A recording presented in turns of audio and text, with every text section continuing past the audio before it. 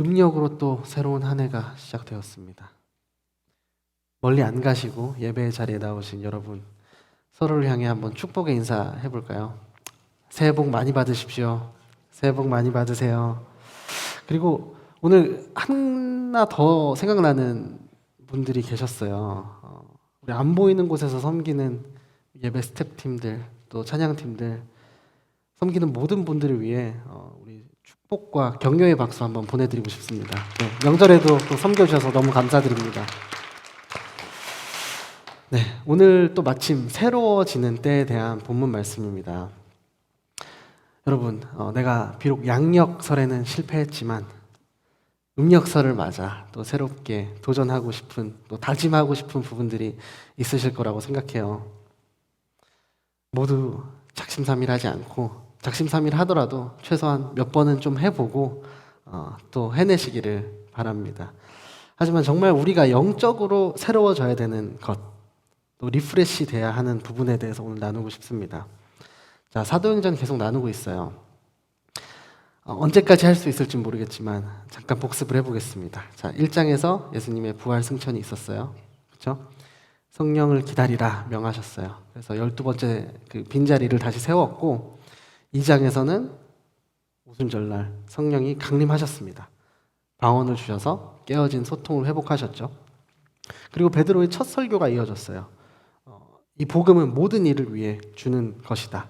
그 대상은 주의 이름을 부르는 자들이다. 이렇게 설교를 했습니다. 그리고 지난주에 첫 번째 이적 사건이 이제 기록이 되어 있었죠. 성전 미문에 안진뱅이를 일으킨 사건.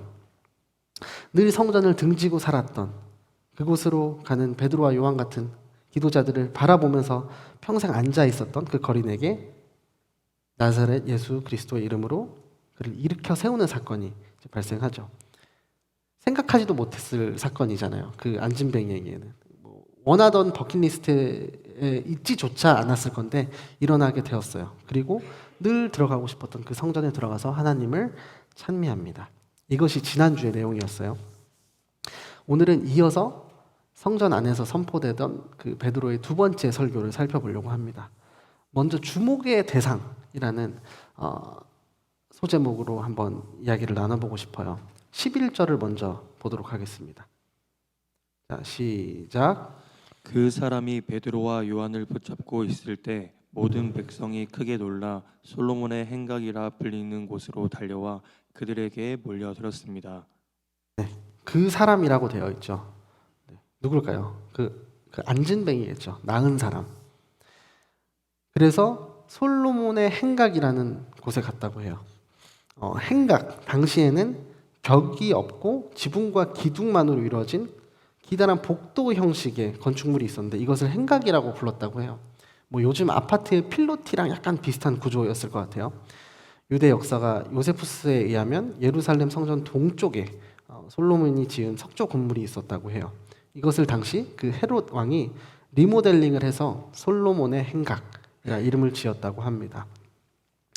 유대인들은 이곳을 거룩한 곳으로 생각을 했어요. 이곳에서 베드로의 두 번째 설교가 이어지는 거예요. 자, 사람들이 안진뱅이를 치유한 일을 보고 크게 놀라서 몰려왔다고 합니다. 뭐가 어떻게 된 건지 모르지만 너무 놀라운 상황이잖아요. 우리도 그런 경험 있잖아요. 늘 가던 길, 출퇴근 길인데 유난히 사람들이 막 웅성웅성 모여있는 그런 장면들 한 번씩은 경험을 해봤을 것 같아요. 왠지 뭔지는 모르겠지만 그냥 지나치면 좀 손해보는 것 같아서 호기심에 보게 되잖아요. 그러면은 저 같은 경우에는 그랬어요. 유명한 사람이 있다던가 무슨 촬영을 하고 있다던가 그런 경우였던 것 같아요. 분명한 건 사람들의 이목을 끌만한 뭔가 이유가 있다는 거죠. 주목할 만한 이유가 있다는 거예요. 자, 본문에서 비슷한 일이 일어나고 있어요. 사람들이 베드로를 주목하면 무슨 일이냐 몰려들었습니다. 이에 대한 베드로의 대답입니다. 12절 말씀 보겠습니다. 시작. 베드로가 이것을 보고 백성에게 말했습니다. 이스라엘 사람들이여 왜 이를 이상하게 생각합니까? 또 우리 자신의 능력과 경건으로 이 사람을 걷게 한 것처럼 왜 우리를 주목합니까? 자, 베드로가 어떻게 이야기하는지를 한번 유심히 봤으면 좋겠어요. 두 가지 질문을 합니다. 첫 번째가 왜 이상하게 생각하냐? 두 번째가 왜 우리를 주목하냐, 이 두 가지 질문을 해요. 자, 왜 이런 질문을 했을까? 아마도 청중들의 상태를 정확히 알고 있었기 때문이라고 생각됩니다. 청중들의 상태는 둘 중에 하나였겠죠. 사태 파악이 전혀 안 되고 무슨 일이 일어난지 전혀 모르고 있던 부류가 있었을 것이고, 나머지 하나는 뭔가 알고는 있는데 잘못 알고 있는 그런 부류, 이렇게 두 가지가 있었을 것 같아요. 그리고 이제 베드로가 사태의 진상에 대해서 알려주려고 해요.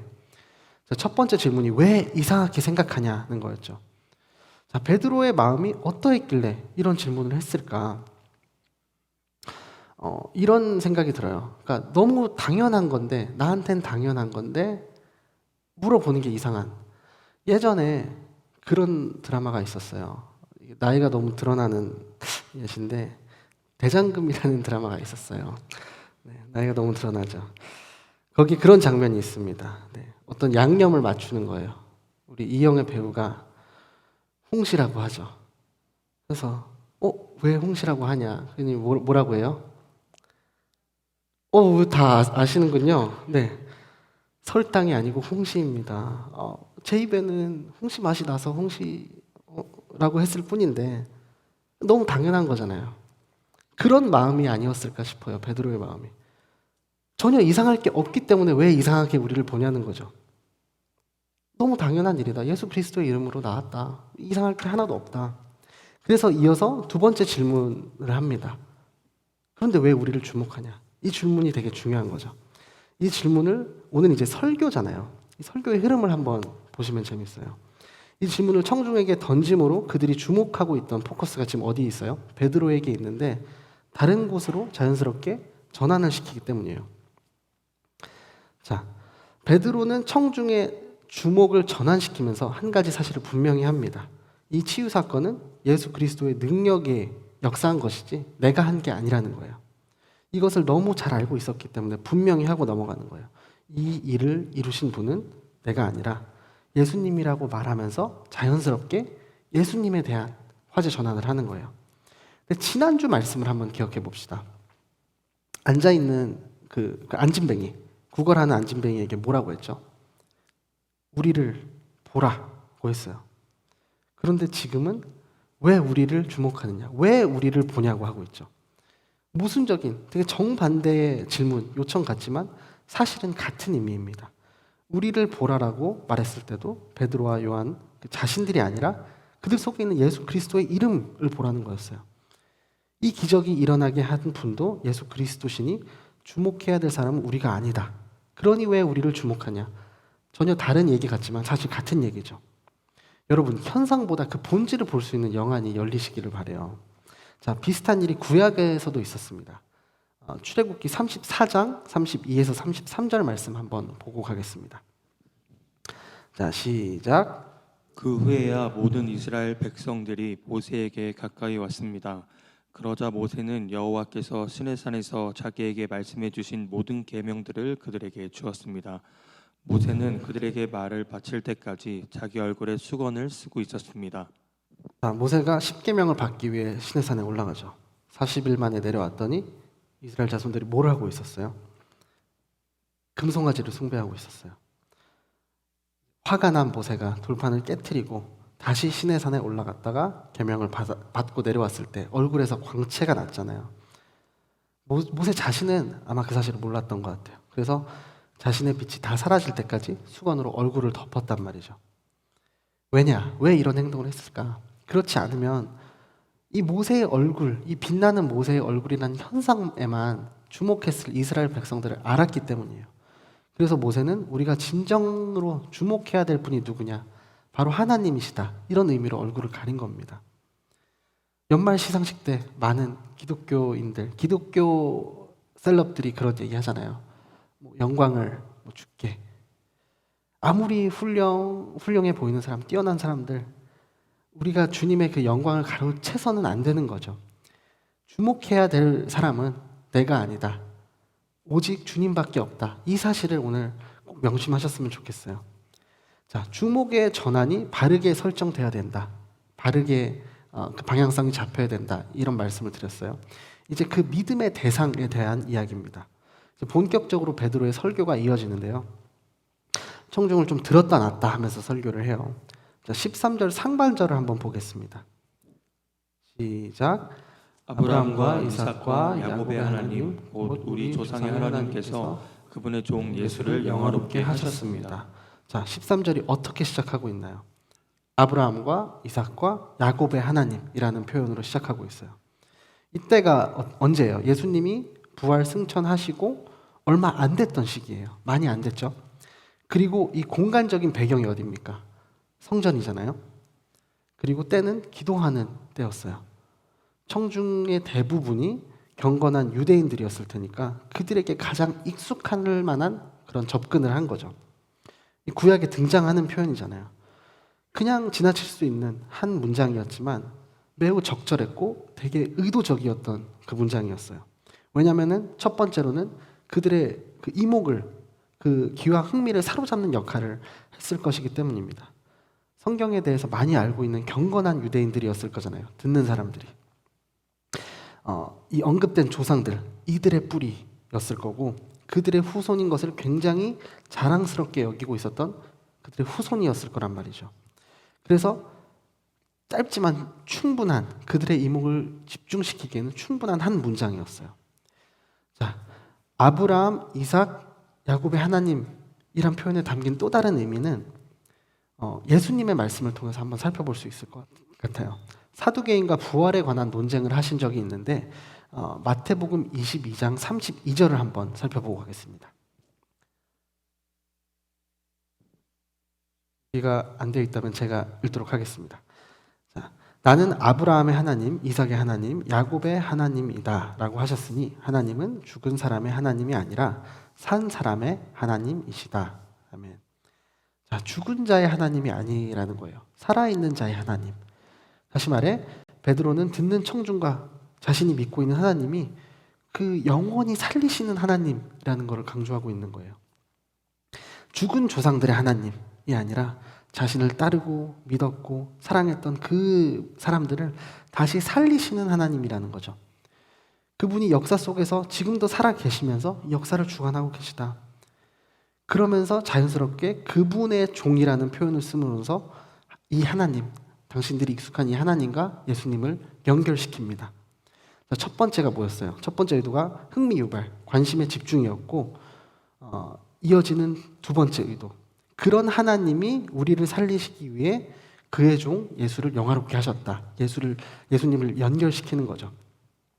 청중이 익숙한 표현으로 청자와 화자가 알고 있는 하나님에 대한 언급을 하고 이제 연결을 지었어요. 그 다음이 이제 누구 차례인가요? 여러분입니다. 그것을 듣고 있는 그 청중들. 자, 13절 하반절부터 15절까지 보겠습니다. 15절 상반절까지 보겠습니다. 시작. 그러나 여러분은 일찍이 그를 넘겨주었고 빌라도가 놓아주기로 판결했음에도 당신들은 빌라도 앞에서 그것을 부인했습니다.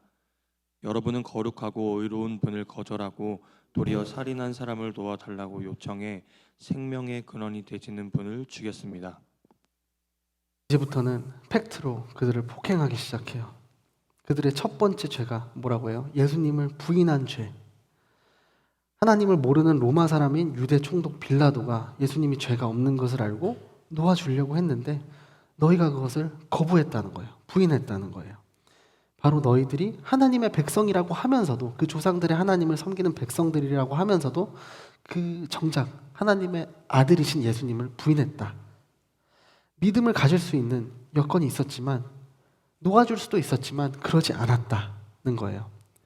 첫 번째로 예수님을 부인했고, 여러분이 부인을 했고, 두 번째로는 이 생명의 근원 되시는 분을 죽였다는 겁니다.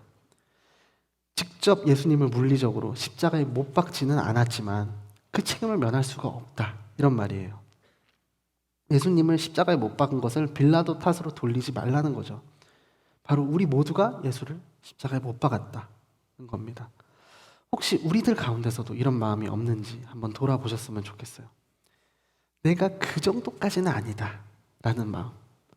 은근히 남과 비교하면서 약간은 도덕적 우위를 점하고 싶은 그런 마음이 있지는 않은지 돌아보셨으면 좋겠어요. 그게 곧 남을 정죄하는 마음과 다르지 않거든요. 이런 마음이 참 위험한 게 곧 교만한 마음과 직결되기 때문입니다. 여러분 기억하십시오. 주님 보시기에는 다 똑같은 죄인입니다. 하지만 우리들에게도 그렇고 지금 이 베드로의 설교를 듣고 있는 그들에게도 그렇고 너희가 이렇게 나쁜 짓을 저질렀어. 정죄하려는 것이 목적이 아니죠. 그것은 그들의 회개의 마음을 이끌어내기 위함이었어요. 그 사실을 인정하고 받아들이는 게 참 어려운 순간들이 있습니다. 하지만 때로는 그것이 영적으로 가장 강력한 터닝 포인트가 되기도 합니다. 그런 시점이 여러분 인생에도 반드시 옵니다. 그 영적 포인트를 그냥 지나치지 않기를 주님의 이름으로 축복합니다. 이어서 같은 본문에 예수님을 꾸며주고 있는 말들을 몇 가지 살펴보기를 원해요. 13절에는 그분의 종, 14절에는 거룩하고 의로운 분이라고 표현을 했어요. 예수님의 어떤 지상 사역, 지위를 묘사하는 표현이죠. 예수님은 하나님의 명령에 온전히 순종하셨고 하나님의 뜻을 이루는데 매진했던 하나님의 종이셨어요.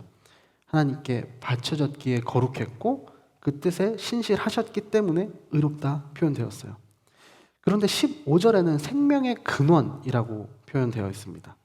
이 생명의 근원이라는 표현에는 되게 다양한 번역이 있어요. 그래서 헬라어 및 여러 영어 성경에는 생명의 저자, author of life라고 되어 있고 공동 번역에는 생명을 주관하시는 분, 개역개정은 생명의 주라고 되어 있어요. 자, 이게 원어가 아르케고스라는 말인데 처음 혹은 시작을 나타내는 아르케, 그리고 인도하다, 데리고 가다 뜻하는 아고의 합성어라고 해요. 풀어보면 어떤 일을 처음 시작하여 이끌어가는 자라는 의미를 뜻해요. 예를 들면 책을 출간할 때 그 책의 전체적인 내용을 기획하고 작성하여 완성한 사람을 주저자라고 하잖아요.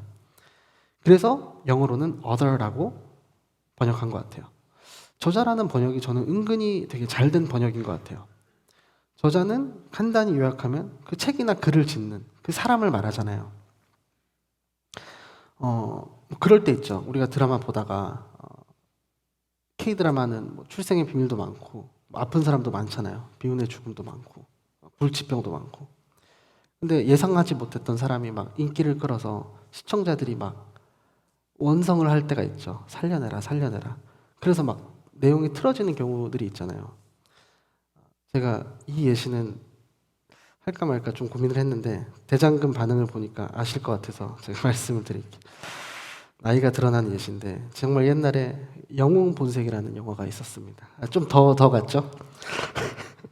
네, 남자들의 우정과 의리 그런 걸 그린 영화였는데 주윤발이라는 멋있는 홍콩 배우가 나와요. 근데 이분이 그 원에서 분명히 죽음을 맞이하거든요. 근데 2가 있어요. 2에 그대로 나옵니다. 이분이. 요즘 같은 프리퀄, 멀티 유니버스 이런 게 전혀 없던 시대예요. 너무 인기가 많아서 사실은 숨겨진 쌍둥이가 있었다. 이런 설정으로 그가 나옵니다. 주윤발 배우가 똑같이 나와서 쌍둥이를 연기해요. 왜 이게 가능하냐? 그 스토리를 만드는 저자에게는 그런 권능이 있잖아요. 그럴 수 있는 힘이 있잖아요. 자기가 만드는 캐릭터들이잖아요. 그렇다면 생명의 저자라는 관점으로 본다면 생명을 지은 이가 누구예요? 창조주 하나님이시잖아요. 생명을 지으셨기에 생명을 죽여도 그 생명을 다시 살릴 수 있는 권능이 그분에게 있는 거죠. 그 모든 것의 주관자이기 때문에 author of life, 생명의 저자라는 표현이 직관적으로 참 다가오는 것 같습니다. 자, 이어서 15절 하반절부터 16절까지를 한번 보겠습니다. 시작. 그러나 하나님께서는 그분을 죽은 사람들 가운데서 살리셨습니다. 우리는 이 일에 대해 증인들입니다. 예수의 이름을 믿는 믿음으로 인해 그분의 이름을 여러분이 보고 아는 이 사람을 온전케 했으니 예수로 인해 난 믿음이 여러분 앞에서 이같이 그를 완전히 낫게 했습니다. 아멘. 자, 15절 하반절 그러나로 시작되는 것을 보면 알 수 있듯이 이제 분위기가 조금씩 반전이 됩니다. 보통의 기승전결이 있는 세상의 그냥 이야기, 플롯이었다면은 죄 없는 사람이 죽었잖아요. 아마도 막 와신상담하면서 복수를 준비하는 과정이 그려지는 게 자연스러웠을 것 같아요. 그러나 언제나 그렇듯이 성경의 이야기, 예수님의 이야기는 세상과 가장 반대되는 방향으로 흘러갑니다. 여러분이 잘 알고 있는 그 조상들의 하나님이 그분을 다시 살리셨다는 거예요. 하나님에 의해 영화롭게 되어서 하늘로 올라가셨다는 거예요. 그리고 베드로는 자신이 그 일의 증인이라고 선포합니다. 자, 베드로와 이 듣는 유대인들 모두 아는 조상들을 언급하면서 그들의 이목을 집중시키면서 설교를 시작했죠. 하나님과 예수님을 연결지었어요. 그 생명의 저자이신 예수님을 너희가 죽였다. 팩트로 폭행을 했습니다. 하지만 걱정하지 말라는 거예요. 그 예수님이 다시 살아나셨다. 바로 우리 하나님께서 살리셨다. 그러면서 16절에 누구를 언급해요? 다시 여러분이 보고 아는 이 사람, 이 안진뱅이를 언급합니다. 자, 흐름이 재밌죠? 처음에 하나님을 언급했고 예수님을 연결지었고 그분의 죽음에 대한 책임을 언급했고 하지만 부활했다는 거예요. 그리고 다시 현실로 왔어요. 이 사람 지금 여기 어딘가 있었을 거 아니에요. 그 사람에 대한 얘기를 합니다. 그러면서 본격적으로 예수의 이름을 믿는 믿음에 대한 이야기를 꺼내는 거예요. 그냥 믿음이 아니에요. 유대인들이 알고 있는 믿음의 어떤 시스템, 그 체계, 근본을 흔들어 버리는 거죠. 왜냐하면 그들의 믿음의 방향성을 새롭게 잡아주거든요. 방향이 어디로 향해야 될지를 새롭게 잡아주는 겁니다. 예수를 믿음으로 그분의 이름에 그 능력으로 나타난 것이지 그 믿음 자체가 능력의 근원이 아니라는 겁니다. 자, 베드로는 이 믿음이 이 사람을 온전하게 했다. 완전히 낫게 했다고 해요. 예수의 이름의 능력을 믿은 베드로의 믿음에서 이 사건이 다 시작되었죠. 사도행전 3장이 시작되었어요. 그들은 예수님의 부활 승천, 성령 강림을 통해 예수님의 그 이름의 그 의미를 확실히 알게 되었습니다. 예수님의 이름을 믿는 그 믿음이 이들을 통해 역사했어요. 베드로가 이 사람을 향해 나사렛 예수 그리스도의 이름으로 일어나 걸으라고 했어요. 나에게는 그럴 만한 힘이 없지만 예수님의 이름에는 그러고도 남을 만한 능력이 있기 때문에 담대하게 선포했습니다. 자, 안진뱅이의 입장은 어땠을까? 예수님의 능력을 뭐 지식적으로 다 아는 것도 아니었을 거고 우리 초신자였던 때를 떠올려 보면은 좀 그려지는 것 같아요. 처음부터 우리가 다 지식적으로 알거나 온전한 믿음이 있는 상태로 시작하지 않잖아요. 그러나 베드로를 통해 선포된 나사렛 예수 그리스도의 이름을 들었을 때 뭔가 다른 게 있지 않았을까 저는 생각이 듭니다. 아, 됐고 금이나 음이 없으면 그냥 좀 저리 가세요라고 하지는 않았잖아요. 아주 작은 믿음, 겨자씨의 한 알만큼의 그 믿음이었을지도 모르죠. 하지만 겨자씨만큼의 믿음이 있어도 산을 옮긴다고 말씀하셨습니다. 아주 작은 믿음이라도 있었던 것 같아요. 중요한 건요, 안진뱅이의 믿음에 관해서 제가 집중적으로 말씀드리려는 게 아니에요. 중요한 건 이들의 공통점입니다. 그 크기와 온전함이 달랐을지언정 그 방향성은 최소한 같았다는 거죠. 올바른 방향이 설정되어 있지 않으면 그 믿음의 크기는 클수록 문제가 될 뿐입니다. 이제 뭐 MC님들, 뭐 리더십들 저를 이제 조금씩 알아가고 있는데 제가 극단적인 P입니다. 제인분들이 굉장히 막 치를 떨려하는 그런 사람인데요. 제가 그래도 나름 저에 대해서 좋게 자평을 해보자면 저만큼 또 긍정적인 사람을 저는 많이 못 봤어요. 믿음의 대상과 방향성 말씀을 드리고 있었잖아요. 그것이 방향이 잘못 설정되어 있으면 저처럼 그냥 긍정적인 사고방식을 갖는 사람과 크게 다르지 않습니다. 그렇기에 여러분, 누구를 믿는가가 중요한 거죠.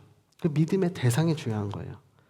예수의 이름을 믿는 믿음, 예수님으로부터 말미암아 난 그 믿음, 예수님이 내 안에 계셔서 내 삶을 인도하고 계시다는 그 믿음, 나와 진짜 내 실제의 삶에서 매일매일 함께 걸어가고 계시다는 그 믿음, 내 삶 구석구석 개입해 주시는 주관자고 통치자라는 그 믿음이 여러분의 있기를 주님의 이름으로 축복합니다.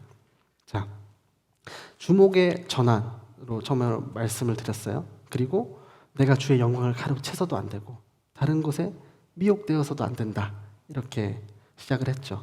그리고 그 믿음의 대상은 오직 그리스도뿐이다. 우리를 위하여 오셨고 우리가 죽인 그분만이 믿음의 대상이 된다고 말씀을 드렸습니다. 이걸 안 우리는 뭘 해야 하냐? 이게 이제 마지막 대지인데요. 베드로 설교의 핵심이겠죠. 자, 17절 말씀을 보겠습니다. 시작. 형제들이여 이제 나는 여러분이 여러분의 지도자들처럼 무지해서 그렇게 행동했던 것을 압니다. 베드로는 본격적으로 그 핵심 메시지를 선포하려고 있어요. 당신들이 생명의 저자이신 그 근원을 죽였다. 단도직입적으로 말을 했어요. 아주 통렬하게 질책을 하고 있단 말이죠. 그럴 때 너무 감사한 게 뭐예요? 당신들이 죽인 그분을 하나님께서 살리셨다. 그러면서 17절에 형제들이여 이렇게 굉장히 온도차가 느껴지는 따뜻한 말로 시작을 하고 있어요. 그들을 정죄하는 것이 베드로의 설교의 목적이 아니었잖아요. 다정한 목소리 톤이 느껴지시나요? 마치 예수님이 십자가에 달리셨을 때 아버지 저들의 죄를 용서하여 주십시오 라고 했던 그 기도가 생각나는 것 같아요. 이제 그들을 변호하기 시작합니다. 질책을 했는데 이제 변호를 해줘요. 너희가 무지해서 그랬다는 거예요. 다른 사람이 아닌 베드로였기 때문에 그 마음을 너무 잘 알지 않았을까 싶어요. 왜냐하면 자신이 그랬으니까. 예수님을 3년이나 따라다녔지만 깨닫지 못하고 부인했고 도망갔던 자기였으니까 그들의 그 마음을 위로해 주시는 하나님의 음성을 대언하고 있는 거예요. 이어서 18절에서 이야기합니다. 18절 함께 보겠습니다. 시작. 그러나 하나님께서는 모든 예언자들의 입을 통해 그리스도께서 고난받아야 할 것이라고 미리 선포한 것을 이와 같이 이루셨습니다. 너희의 그런 무지와 편견으로 인해 오히려 그리스도의 고난과 죽음이 성취되었다고 선포를 해요. 무지로 인해서 하나님의 신비로운 우리가 알지 못하는 그 사역이 성취되었다는 거예요. 오해는 하지 마세요. 그 과거의 잘못이 없어졌다는 게 아닙니다. 중요한 건 뭐예요? 이 모든 것을 전한 이 깨달은 지금이라는 거예요. 지금 그들이 해야 마땅한 것. 그것에 대한 오늘 핵심 메시지입니다. 19절, 20절 같이 보겠습니다.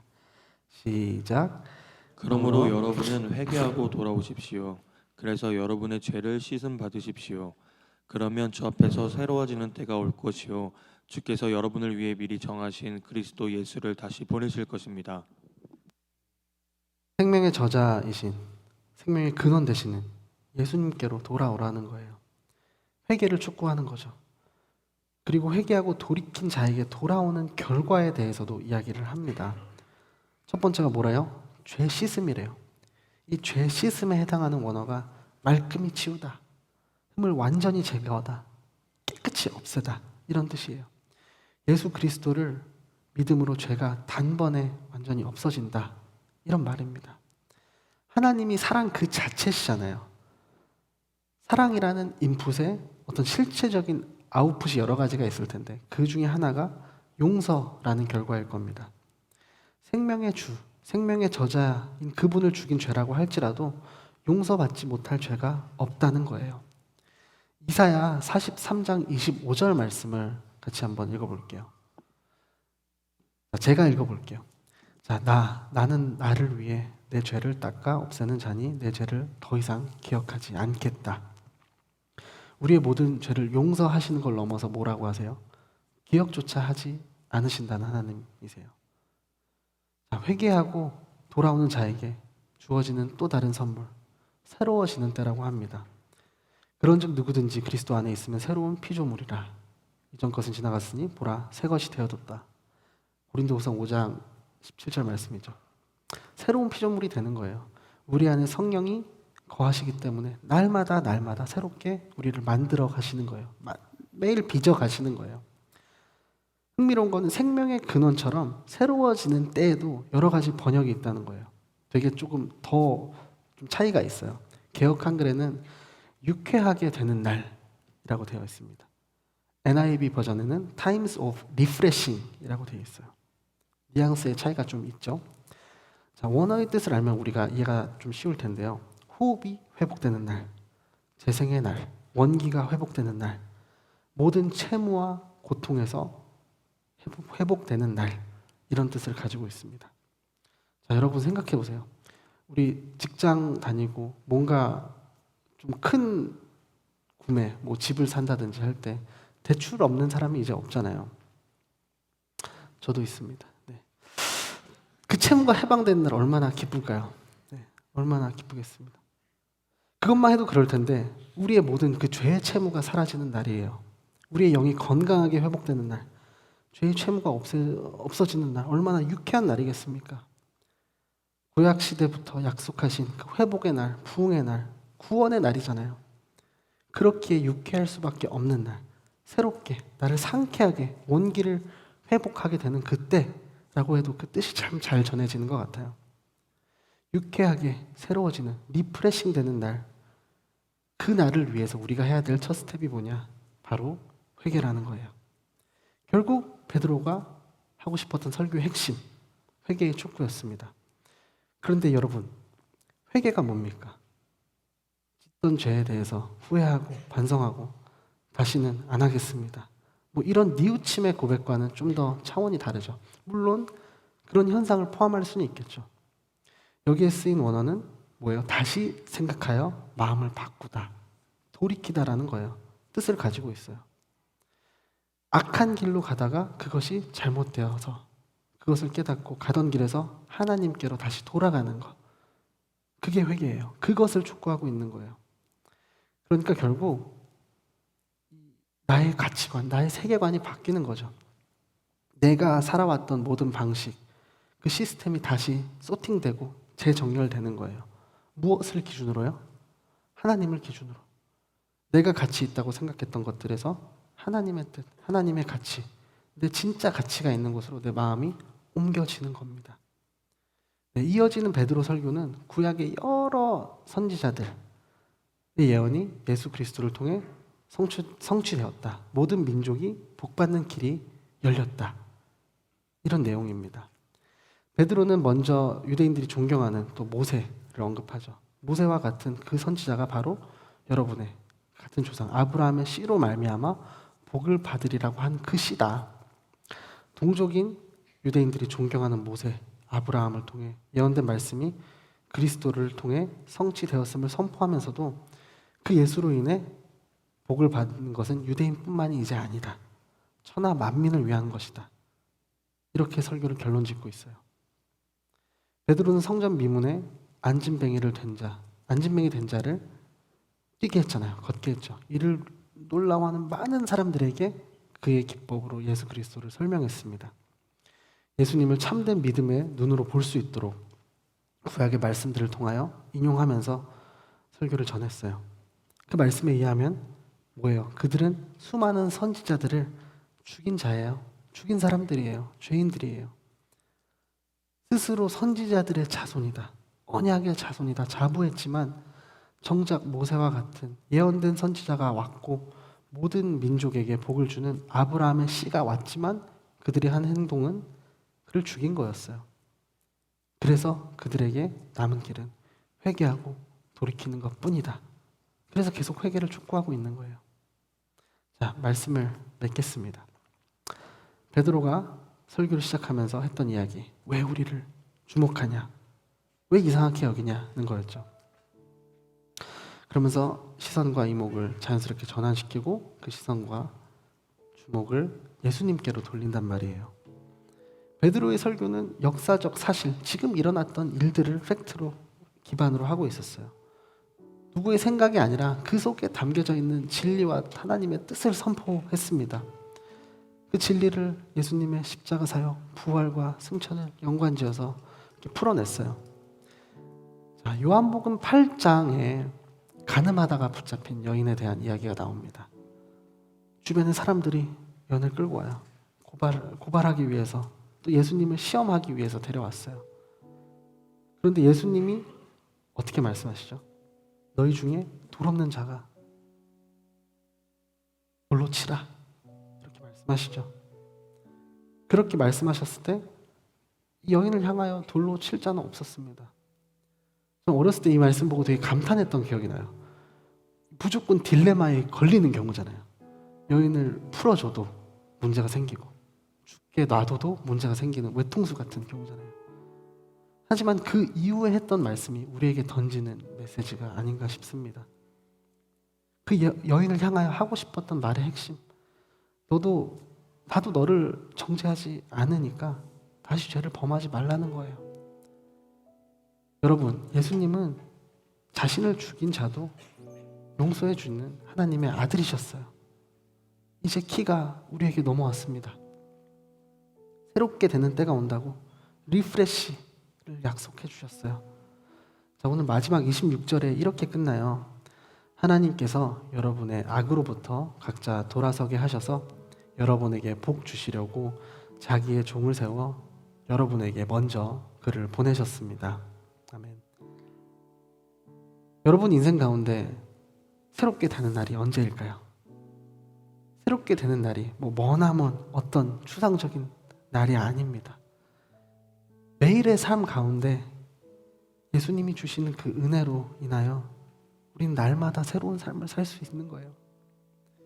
그렇기 때문에 우리는 예수님 안에서 날마다 새로운 날을 누릴, 그 은혜를 누릴 수 있는 거예요. 그 날을 우리에게 선물로 주시려고 자기의 종을 보내셨대요. 그리스도를 2000년 전에 우리에게 보내셨대요. 그럼 우리는 뭘 해야 될까요? 오늘 말씀을 기억하세요. 여호와께 돌아가기 위해서는, 그 복 주시려고 기다리는 그분을 만나기 위해서는 회개라는 과정이 반드시 필요합니다. 다시 생각하여 마음을 바꾸고 그분을 향해 시선을 돌이키시기를 바랍니다. 하나님께 돌아가십시오. 생명의 저자인 그분을 내 삶의 저자로 받아들이십시오. 십자가 보혈로 우리는 죄사함을 받고 주님 주시는 영원한 생명이 무엇인지 깨닫게 되었어요. 새로운 날을 우리에게 선물로 주시려고 자기의 종을 보내신 그분에게 회개함으로 돌아가시기를 소망합니다. 여호와께 돌아갑시다. 우리 함께 일어나서 찬양함으로 주께 나아가겠습니다.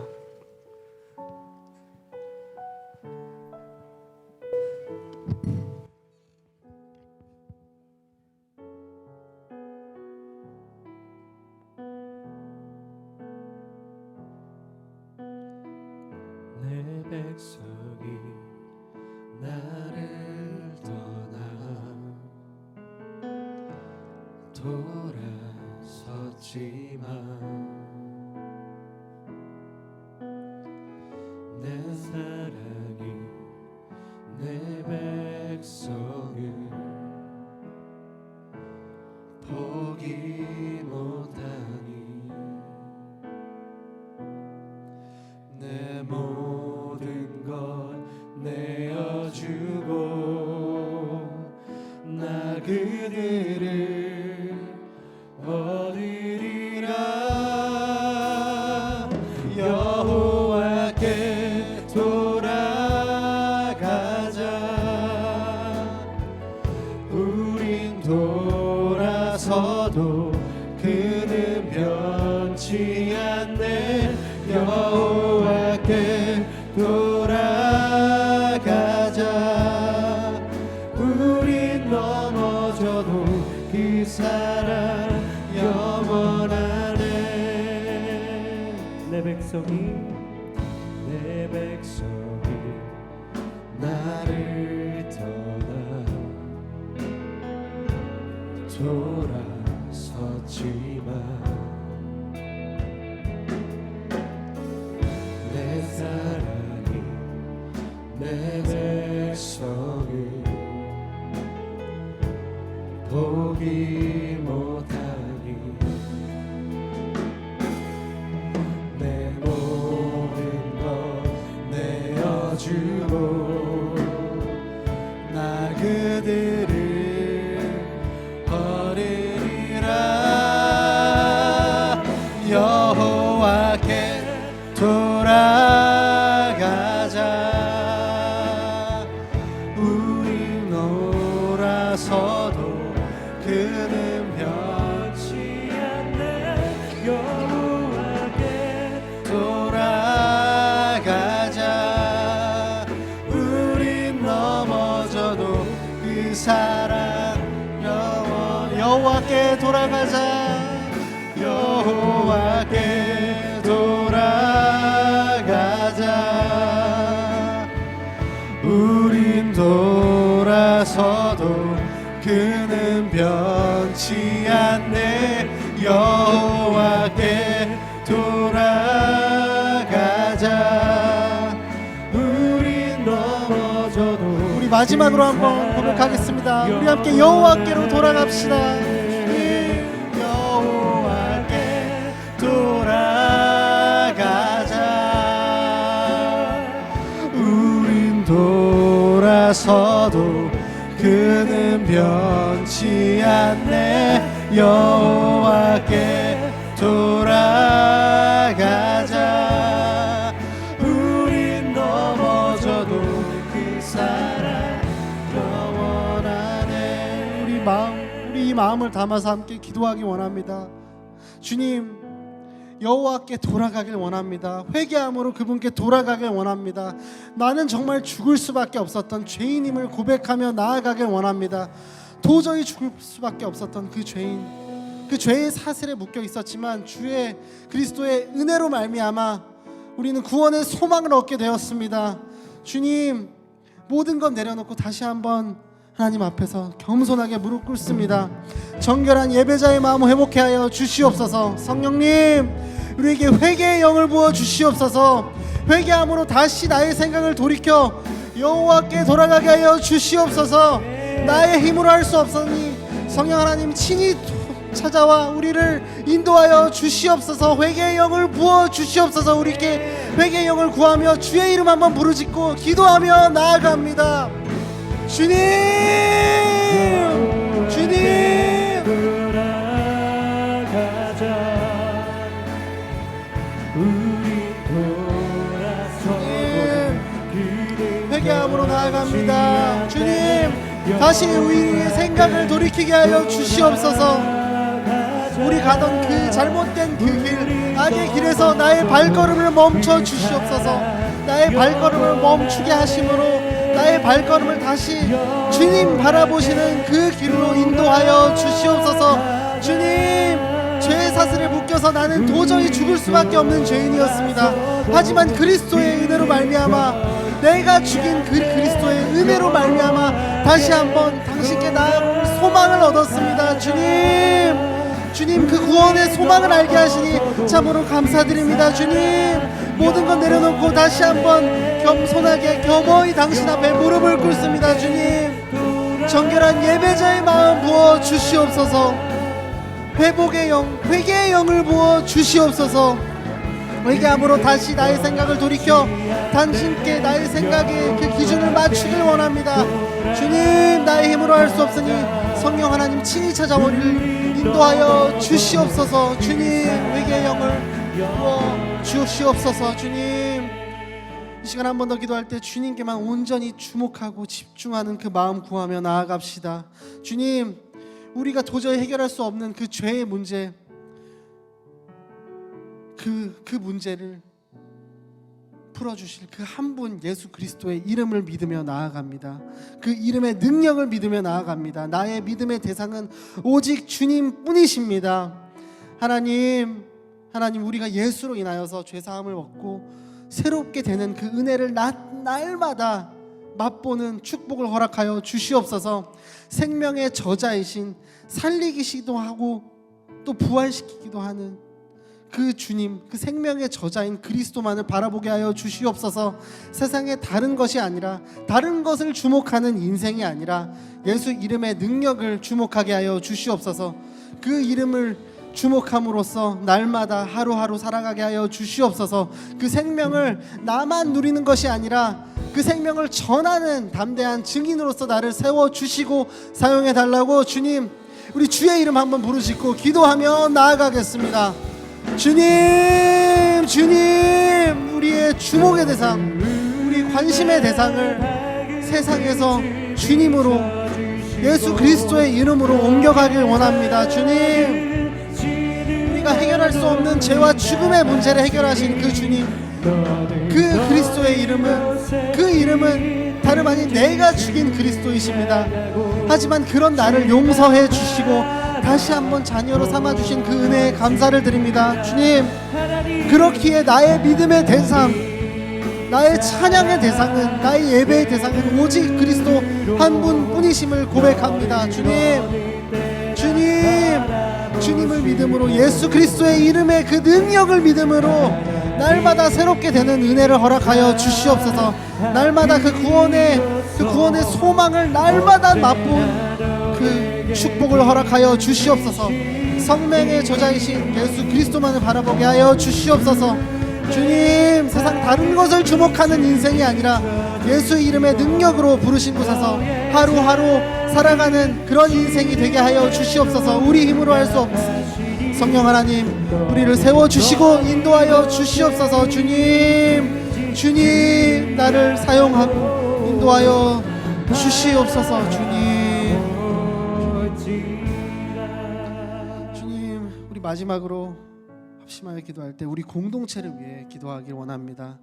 주님, 우리 공동체가 정말 기도하는 공동체 되게 하여 주시옵소서.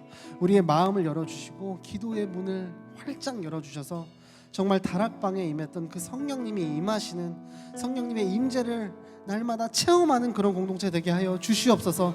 우리가 날이면 날마다 매일매일 감사함이 끊이지 않는 공동체, 정말 회개가 끊이지 않는 공동체, 다른 이들의 잘못을 그 허물을 덮어주고 사랑으로 그 잘못을 덮어주는 공동체 되게 하여 주시옵소서. 한 마음으로 기도할 때 역사하실 그 성령님을 바라보며 나아가는 공동체 되게 하여 주시옵소서. 나의 기도 제목이 아니라 우리의 공동체 그 기도 제목이 성령님의 기도 제목이 되게 하여 주시옵소서. 그런 성령님의 임재를 바라보는 공동체 되게 해달라고 우리 마지막으로 주의 이름 한번 부르짖고 기도하며 나아가겠습니다. 주님, 우리 J4U 공동체를 긍휼히 여겨 주시옵소서. 불쌍히 여겨 주시옵소서. 불쌍히 열어 주시사 우리의 마음을 열어 주시옵소서. 아버지, 우리의 기도의 문을 열어 주시옵소서. 기도의 문을 활짝 열어 주셔서 우리가 정말 우리 공동체의 어떤 계획과 의지와 뜻이 아니라 하나님의 뜻과 의를 구하는 공동체 되게 하여 주시옵소서. 다락방에 임했던 그 성령님의 임재를 구하며 나아가는 공동체 되게 하여 주시옵소서. 늘 날이면 날마다 감사를 고백하는 공동체 되게 하여 주시옵소서. 회개함으로 정결한 예배자의 마음을 구하는 공동체 되게 하여 주시옵소서. 정말 내가 낫다가 아니라 서로의 허물을 덮어주는 공동체 되게 하여 주시옵소서. 우리 J4U 공동체가 정말 한마음 한뜻을 품게 하여 주시옵소서. 주님, 역사하실 성령님을 기대하는 내 삶에 정말 역사하실 성령님을 기대하고 기다리는 공동체 되게 하여 주시옵소서. 주님, 우리의 기도 제목이 아니라 성령님의 기도 제목을 뽑는 기도 제목이 하여 주시옵소서.